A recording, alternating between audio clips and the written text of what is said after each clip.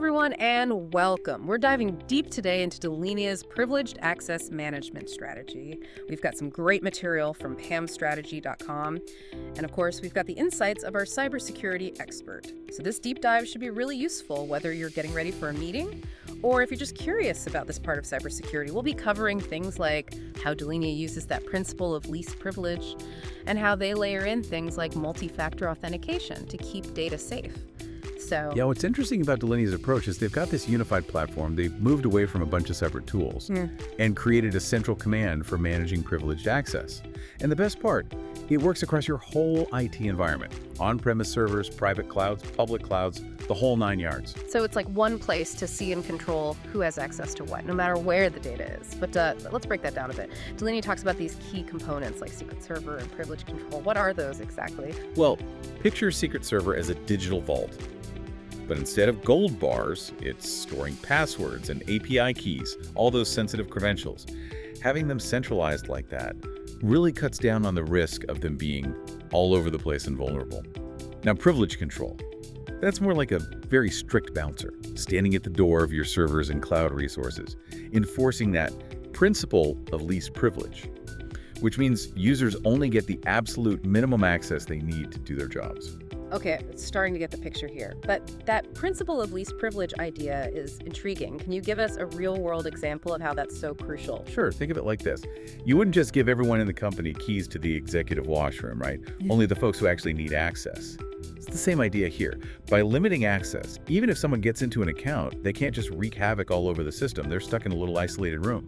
That's a great analogy. It really makes it clear. But what about those extra layers of security Delinea talks about? It feels like passwords just aren't enough these days, with all the data breaches and ransomware attacks we hear about. You're right, and Delinea knows that. That's why they built in multi-factor authentication, or MFA, at a lot of access points. You've probably seen this with your bank or email. It's like adding a second lock on your door. Even if someone steals your key, they still need something else to get in. That whole MFA thing is pretty cool, but I'm still trying to picture how it actually works. Can you walk me through an example? Sure. Let's say you're trying to log into a sensitive system that Delinea is protecting. First, you enter your username and password. That's the first factor. Then, Delinea sends a special code, maybe to your phone or email. You need that code to finish logging in. That's the multi-part of multi-factor authentication, like having another security guard check your ID even after you used your key. Okay, now it's clicking. You get that extra layer of security, so even if your password is stolen, they still can't get in. But what if someone does get past the MFA somehow? Is it game over? Not at all. Delinea's got these continuous monitoring systems in place, like security cameras recording everything. They log activity, watch for anything unusual, and send alerts if something seems off. Like a security team that's always on high alert, ready to jump into action. But I'm curious, you mentioned Delinea embracing these zero trust principles. Can you explain that a bit more? I've heard the term, but not quite sure what it means in practice. Zero trust is like having a security checkpoint at every single door in your company. Basically, nobody gets automatic access, no matter who they are or where they're coming from, even if they're already inside the network. Every user and device has to constantly prove they're trustworthy. So it's not just about keeping the bad guys out. It's assuming someone might already be in and limiting their ability to move around. Pretty smart. But how does Delinea actually make zero trust happen? It sounds complicated. It's all about layers of security and checking everything all the time. So Delinea uses things like granular access controls, meaning they restrict access to specific resources based on your role and what you need to know. That limits the damage an attacker can do, even if they get into an account. They also keep these detailed audit trails of all privileged activities, so you can see exactly who did what, when, and why. Okay, like a security camera that records everything so you can go back and check if something goes wrong. That level of accountability must be really helpful, especially for those compliance regulations like GDPR or HIPAO. Speaking of compliance, how does Delinea help companies meet those complicated requirements? Well, Delinea's whole approach is built with compliance in mind. They've got tools to help you meet those different rules. But it's not just about checking boxes. Delinea also stresses the importance of training users and making sure they're aware of security best practices. You mentioned earlier that Bert Blevins, who's a big name in cybersecurity, he talks about using automation to streamline security tasks. Does that tie into Delinea's approach at all? Oh, absolutely. Delinea incorporates a lot of automation to make things easier for IT teams. Think about things like password rotation, setting up new users, and removing users who leave. Doing all that manually can be a real pain and take forever. So Delinea's PAM solutions automate those processes. And that not only frees up IT staff to focus on bigger picture stuff, but it also cuts down on the risk of human error. This all sounds really comprehensive, but are there any potential downsides or limitations to Delinea's approach? That's a great question, and it's definitely something to consider. It's important to remember that no security solution is perfect. That's where things get really interesting. What are some of the things organizations should keep in mind when they're evaluating Delinea or any PAM solution, really? Well, that's the conversation we'll have to save for part 2 of our deep dive. Stay tuned, everyone. We're just getting started. We'll be back in a moment to unpack those potential challenges and considerations with Delinea's approach. So we're back and ready to dig into those potential challenges. Those things organizations should be thinking about when it comes to Delinea's PAM approach. Right, because it's important to remember that no security solution is absolutely perfect. Every system has its strengths and weaknesses, and Delinea's PAM, well, it's no exception. You mentioned before that Delinea is built on this unified platform. Sounds great on paper, but are there any downsides to having all your eggs in one basket? Yeah, that's a fair point. Relying on one vendor for all your PAM needs, well, it can create some risks. What if that vendor has a security breach themselves? Or what if they just go out of business? You've got to think about those possibilities and have some backup plans in place. It's like trusting all your security to one guard. What if they get distracted or, even worse, turn against you? It makes sense to have other options. But what about the complexity of managing this unified platform? Could that be a roadblock for some companies, especially those with limited IT resources? Absolutely. Implementing and managing a big PAM solution like Delinea's, it takes specialized knowledge. Smaller organizations, maybe with just a few IT people, they might struggle with the initial setup, the ongoing maintenance, all the troubleshooting. They might even need to bring in outside help, which can get expensive. It's like trying to build a high-security fortress without enough architects and engineers. You might end up with something that looks impressive, but has some serious weaknesses underneath. And speaking of expensive, what about the cost in general? PAM solutions aren't exactly known for being cheap. Is Delinea's approach something that companies of all sizes can actually afford? That's another big consideration. Delinea does have different pricing levels to fit different budgets, but PAM solutions in general can be a significant investment, especially for those smaller businesses. Organizations have to really weigh the costs and benefits, not just the initial price tag, but the maintenance, the support, maybe even training costs. That classic risk versus reward scenario, you have to balance the potential damage of a security breach against the cost of preventing it. But let's talk about the human element again. We talked before about how important user training and awareness is. Could that be a challenge when you're implementing something like Delinea's PAM? Absolutely. You could have the most advanced technology in the world, but it's only as good as the people using it. Getting users to adopt new security habits, to really understand why PAM matters, and to actually follow the rules, well, that can be a big hurdle. It's like installing a fancy security system in your house and then leaving the doors and windows open. Completely defeats the purpose. But beyond the user training, are there any inherent limitations to Delinea's technology itself? You mentioned earlier how Delinea uses a lot of automation, which is great for efficiency and cutting down on human errors.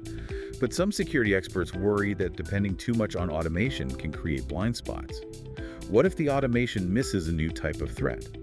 Or what if an attacker figures out how to manipulate the automated processes? That's a good point. Like relying on autopilot to fly a plane works fine most of the time, but you still need a pilot ready to take over if something unexpected happens. So how does Delinea address that concern about over-relying on automation? Well, they really stress the importance of human oversight and having that human expertise involved. Their solutions are meant to work with human decision-making, not replace it entirely. They give security teams the tools to monitor what's happening, review the logs, and step in manually whenever they need to. So it's finding that balance between the power of automation and the value of human judgment. Makes a lot of sense. Let's shift gears a little here. We talked before about some of the emerging trends in PAM. You mentioned artificial intelligence and machine learning. How are those impacting what Delinea is doing? AI and machine learning. They're becoming more and more integrated into these PAM solutions.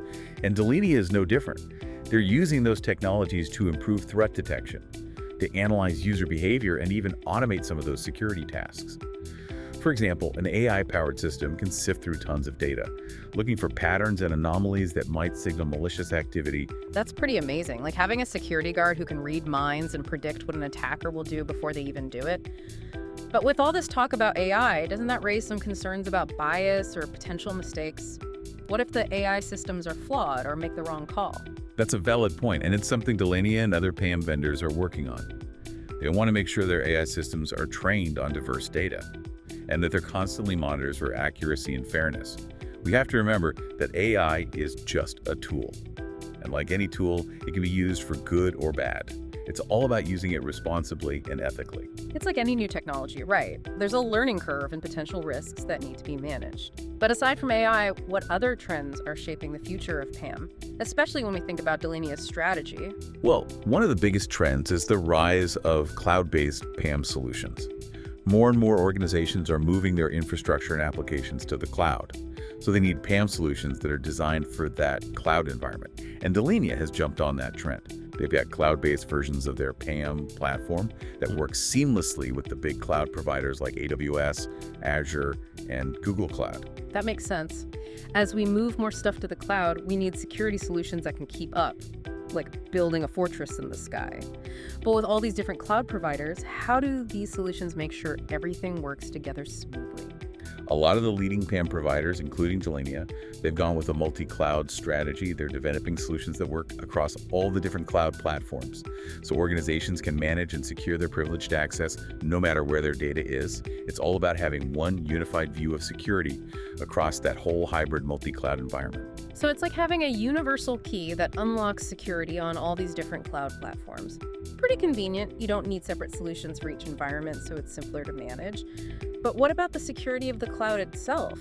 Doesn't moving PAM to the cloud bring new risks and vulnerabilities? That's a question we need to explore further. The cloud definitely has its own security challenges, and PAM solutions need to adapt. And that's where things get really interesting. What are some of those unique challenges? And how are PAM providers like Delinea handling the cloud security landscape? We'll delve into those fascinating questions when we come back for the final part of our deep dive into Delinea and the ever-evolving world of PAM. All right, we're back for the final part of our deep dive. We've been talking all about Delinea's approach to privileged access management, but the cloud is becoming the new frontier, right? And that brings a whole new set of security challenges. Before the break, we were just starting to uncover some of those unique cloud security risks. Exactly, the cloud really changes things. When you move your PAM to the cloud, you're basically putting a lot of trust in a third-party provider with your most sensitive credentials and access controls. And that brings up some important questions about data security, compliance, even vendor lock-in. Okay, let's break that down a bit. What are some specific security risks that organizations should be thinking about with cloud-based PAM? One of the biggest is data residency and sovereignty. Different countries have different laws about data storage and protection. So organizations need to make sure their cloud PAM provider is following the rules, not just in the regions where they operate, but also where their data is actually stored. So it's not enough to just pick a good cloud provider. You also have to understand the legal and regulatory landscape. But what about the security of the cloud provider's infrastructure itself?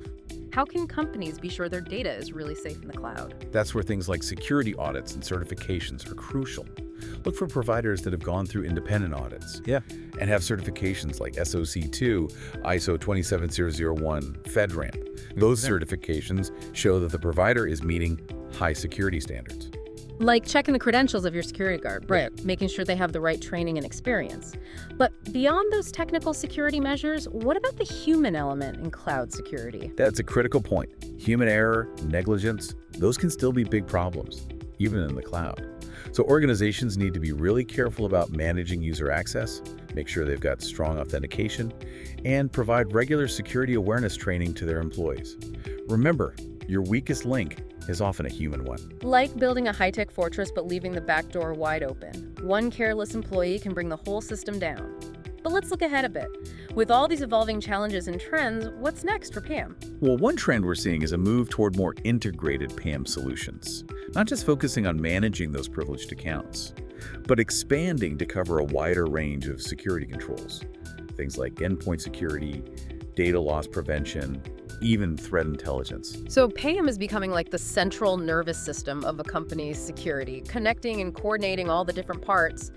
How does this fit into Delinea's strategy? Are they keeping up with these changes? From what I've seen, they definitely are. They've been putting a lot of resources into cloud security, AI, and integration with other security tools. It seems like they're trying to become a one-stop shop for everything PAM. But we talked earlier about the risks of vendor lock-in. What if a company decides to switch PAM providers later on? Could that be a difficult and expensive process? Yeah, that's a valid concern. Organizations need to think about the portability of their PAM solutions and make sure they have a way out if they need it. Look for solutions that use open standards and APIs that can make it easier to switch to a different provider. Like choosing a phone that uses a standard charger, right? You don't want to be stuck with something that only works with one specific brand. Let's go back to something we mentioned before. We talked about Bert Blevins and his focus on automation and optimizing processes. How does that philosophy fit into the future of PAM, especially as AI and machine learning become more and more common? Bert Blevins is a real leader in this field, and what he says is more important now than ever. PAM solutions are getting more complex and sophisticated, so that need for automation and smart decision-making is growing. AI can help us streamline those tasks, analyze huge amounts of data, and spot potential threats that humans might miss. But there's always that balance, right? Automation is great, but we don't want to rely on it too much and lose that critical human oversight. You're right. The key is to use AI as a tool, to work alongside human capabilities, not replace them. Security professionals need to learn how to work with these AI systems, understand their strengths and weaknesses, and make informed decisions based on both human insights and what the machines tell us. It's definitely a fast-moving and exciting field. We've covered a lot of ground today, from the basics of Delinea's PAM strategy to the trends shaping the future of cybersecurity. But as we wrap up this deep dive, I have one last question for you. Sure, fire away.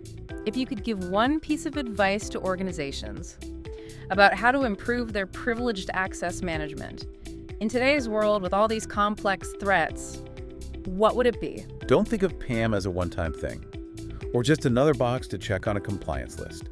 It's an ongoing process. It takes constant attention. You have to adapt, always be looking for ways to improve. Build a culture of security within your organization. Invest in your people. Stay up to date on the latest threats, and never stop learning. Great advice. It reminds us that cybersecurity isn't just about the technology. It's about people, processes, and always striving to be better. And to our listeners, thanks for joining us on this deep dive into PAM. We hope you learned some valuable things to help you navigate the ever-changing world of security. Until next time, stay curious, stay informed, and stay safe.